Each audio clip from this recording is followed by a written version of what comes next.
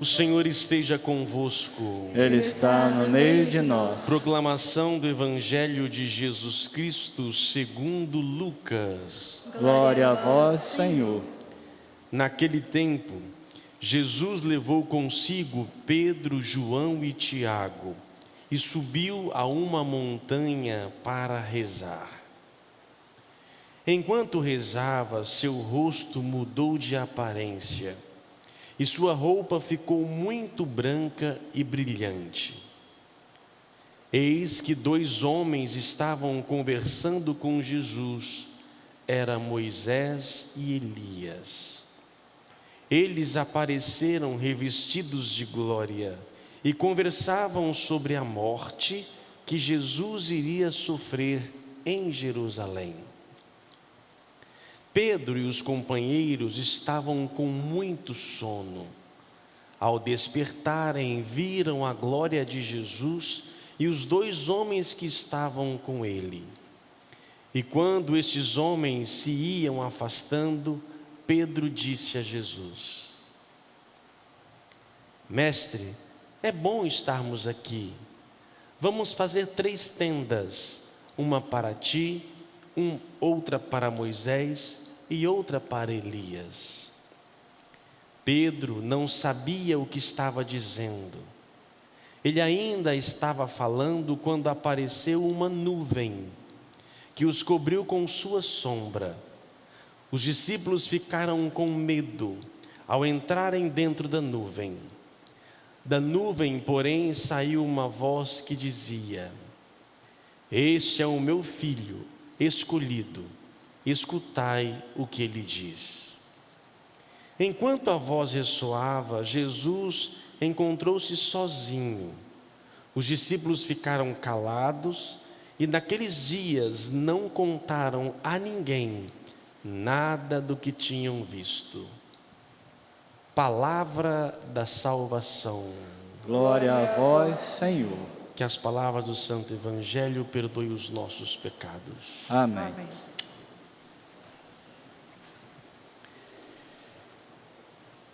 Meus prezados, às vezes na nossa vida acontecem certas situações que fogem à nossa compreensão.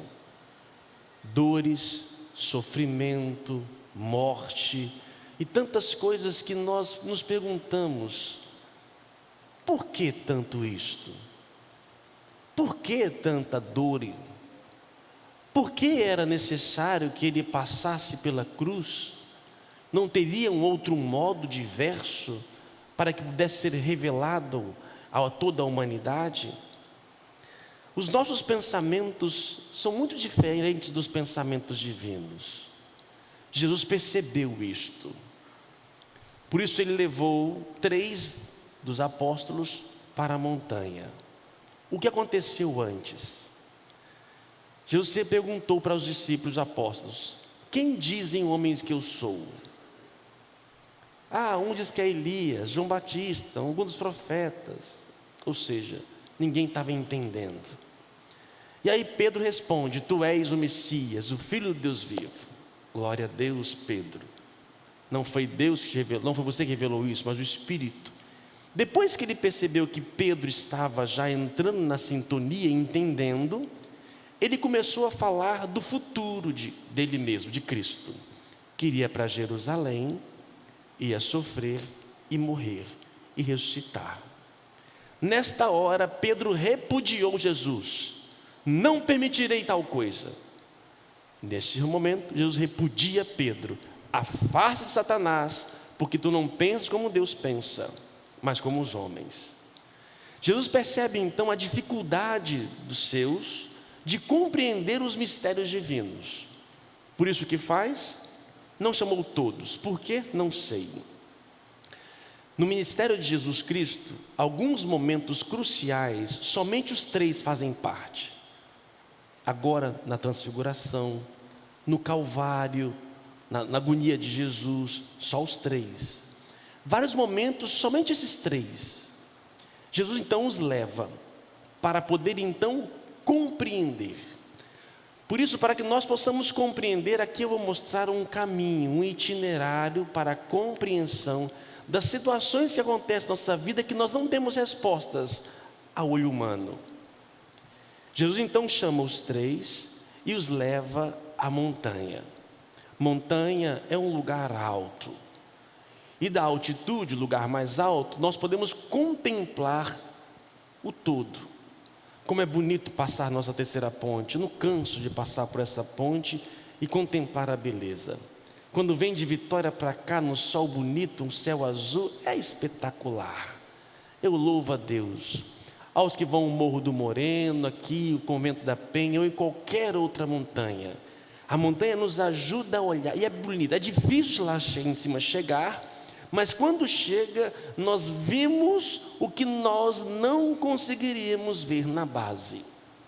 Mas não é a montanha pela montanha.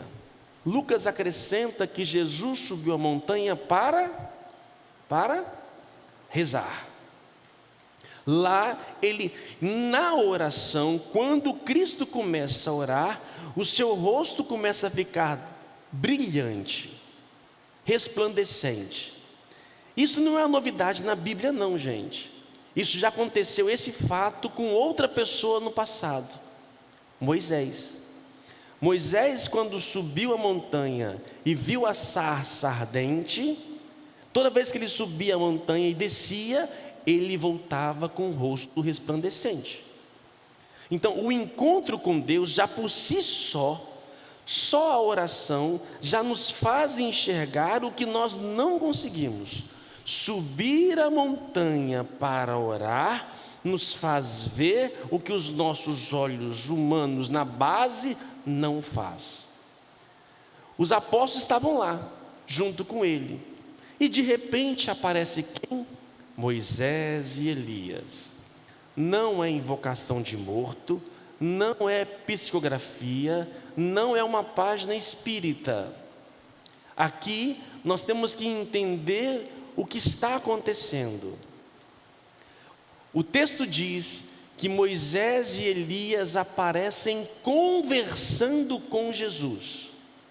Moisés é aquele que nos trouxe a lei, os 10 mandamentos.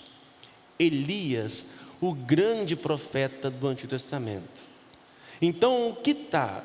Jesus leva os apóstolos machucados, sem entender, fala de morte, de dor, de cruz, de sofrimento, eles não querem aceitar. Jesus os leva à montanha, na oração, e orando aparece a lei e os profetas, mostrando que realmente aquilo que Jesus está dizendo fora predito e deve acontecer. É o caminho da salvação. Neste momento, Pedro e os apóstolos têm um sono profundo. O sono é o símbolo de que, não quero ouvir isso, não quero. De novo esse papo, e o que eles falavam? Conversavam sobre a morte de Jesus. Tem gente que não gosta de falar de morte. Eu adoro falar de morte, como eu gosto. Hoje, no dia de hoje, deu vontade de morrer, de ver o céu, que maravilha. Não vou morrer agora não, Deus já falou comigo, não vou morrer agora não. De vocês não sei não, tá? Mas tem gente que tem medo de falar da morte.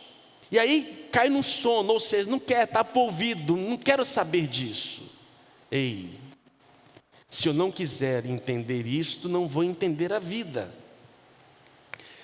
Cristo quer nos mostrar que para chegarmos à glória da ressurreição, a cruz é necessário. É impossível entrarmos no mundo glorioso sem passar pela cruz. Mesmo com sono, eles são despertados. E quando desperta, Moisés e Elias começam a se afastar. Pedro, tomado de um espanto, não vão, Jesus, vamos construir tendas aqui, porque nesse momento, Pedro vence o sono, vence a vontade de não falar sobre, e começa a entender, caraca, eu estou entendendo, misericórdia, agora sim, vamos fazer 3 tendas aqui e ficar aqui, porque agora tudo faz sentido. Só que Pedro ainda estava meio voado, pensando que tivesse compreendido tudo, mas não.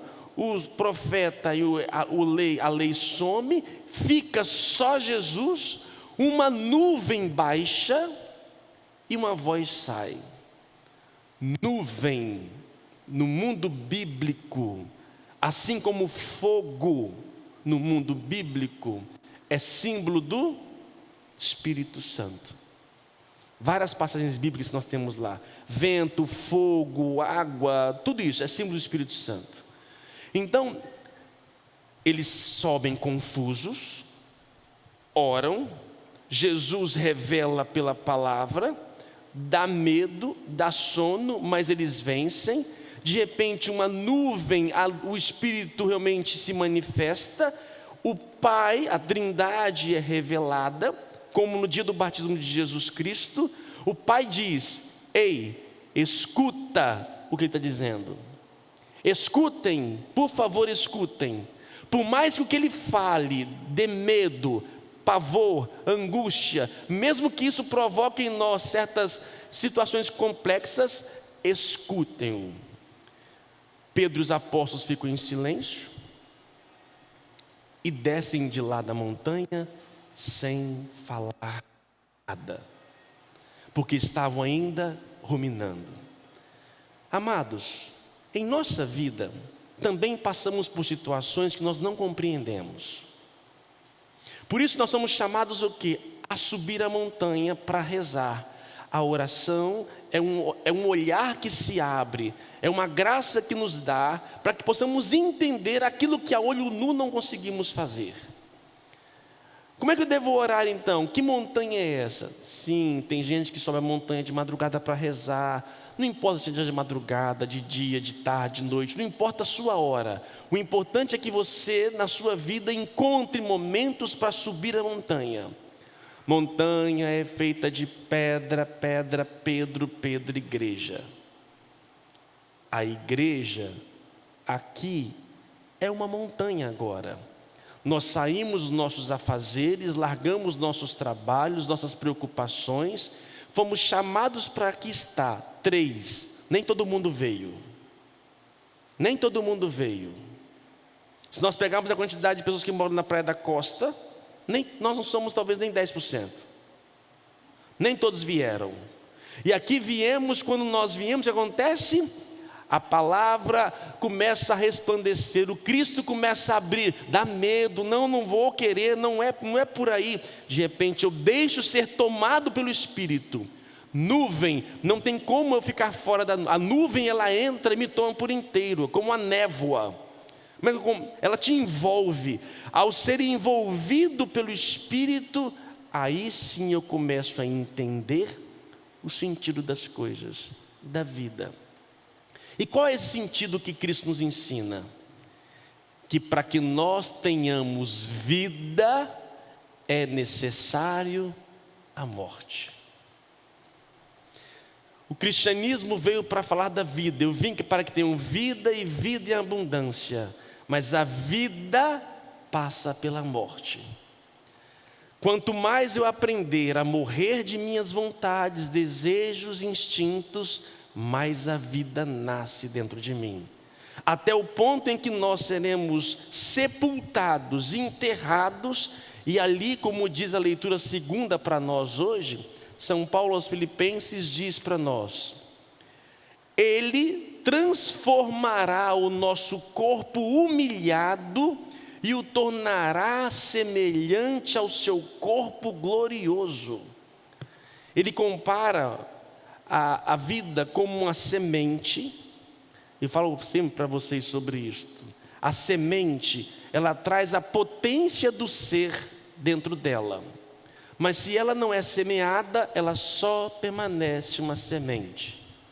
Dentro da semente tem tudo, tem uma árvore ali dentro, tem fruta ali dentro, tem tudo. Mas ela requer ser enterrada.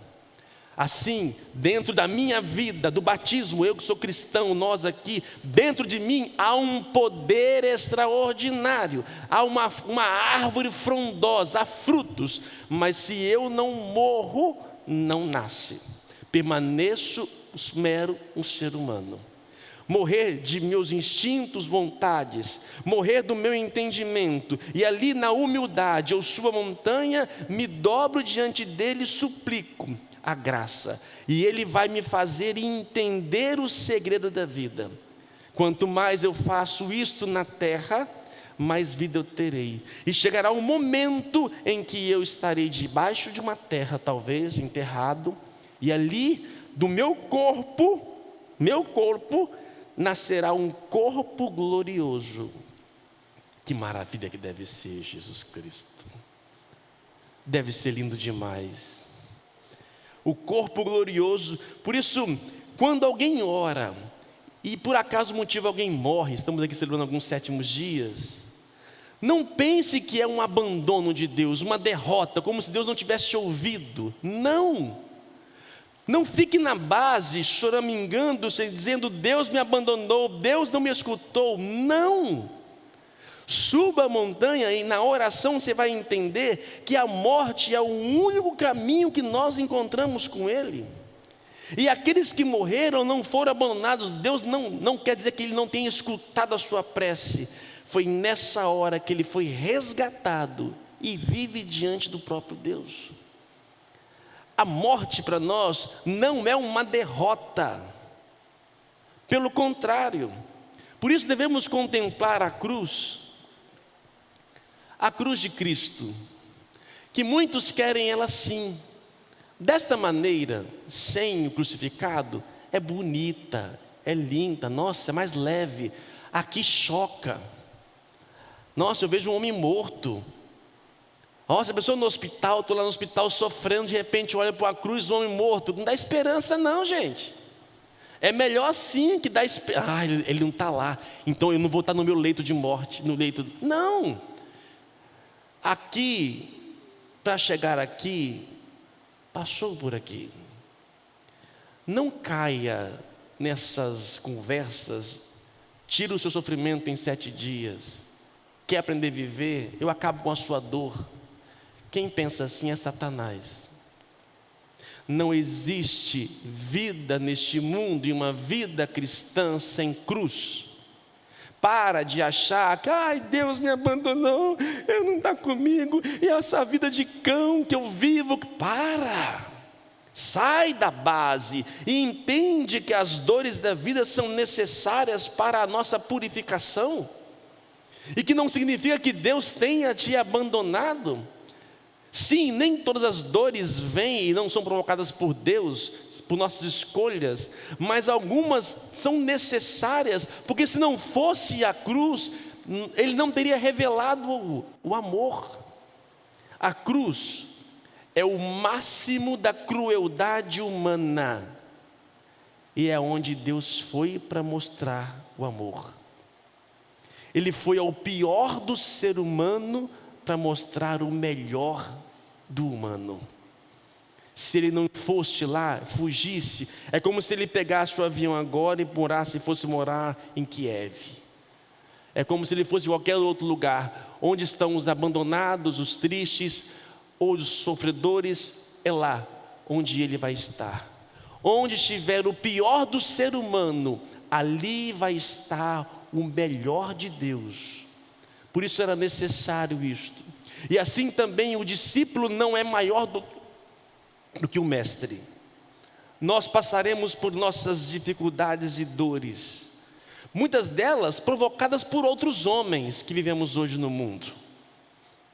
Mas algumas dores nos purificam, que é só através delas que nós então poderemos encontrar a glória de Deus. Não tenha medo da morte. Sim, podemos chorar aqueles que partiram, dá a nós saudade, mas nós oramos, colocamos no coração de Deus e Ele nos fortalece, e Ele transfigura a nossa vida. Nós somos esta semente e temos que ter certeza de que a nossa vida não se esgota aqui. Para finalizar, começamos a quaresma falando das tentações. Quando eu me coloco num caminho, eu sou tentado. E esse caminho me leva aonde? A Páscoa. Só que para chegar à Páscoa, Para chegar lá, eu tenho que passar pelas dores da vida. Não queira fugir delas. Enfrente os demônios interiores, enfrente isto. Só que você não estará sozinho, só se nós orarmos. É por isso que a gente veio aqui, para poder entender algumas coisas que nós não entendemos. Orar não é para mudar Deus. Orar é para entender Deus na minha vida. É para entender onde Deus se encontra na minha dor, na minha alegria, para que eu possa entender e ali pegar na sua mão e pedir: ajuda a carregar a minha cruz. Orar não é para tirar a nossa cruz. Sem cruz não há ressurreição. Sabe o nome da sua cruz? Sua mulher, seu marido, a sogra, o padre, seja quem for. Caminhamos firmes. Louvado seja o nosso Jesus Cristo.